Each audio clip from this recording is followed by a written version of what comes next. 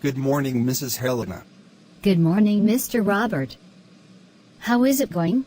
Everything is good. I'm gonna do breakfast. If you want, we can come with me. I'm thinking. Important plan. I guess I'm free. We can go, thank you. Do you need something for breakfast? I bought everything for breakfast. Let's go.